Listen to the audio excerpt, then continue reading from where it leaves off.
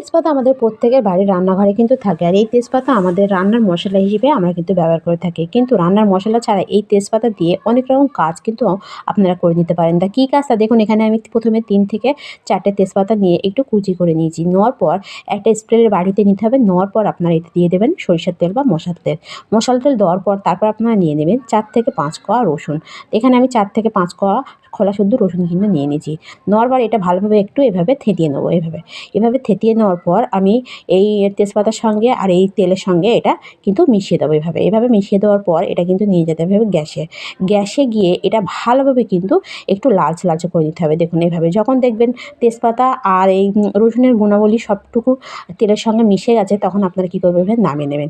নামিয়ে নেওয়ার পর এটা আপনারা কী কাজে ইউজ করবেন, তা দেখুন আমাদের প্রত্যেকের বাড়িতে দেখবেন বয়স্করা থাকে বা কম বয়স্কদেরও দেখবেন হাঁটুর ব্যথা, কোমরের ব্যথা, জয়েন্টের ব্যথার সমস্যা থাকে। এই তেল আপনারা যদি সেখানে লাগান দেখবেন 1 রাতের মধ্যে এই ব্যথা কিন্তু উধাও হয়ে যাবে। এটা আপনারা উষ্ণ গরম অবস্থায় সেখানে লাগাবেন।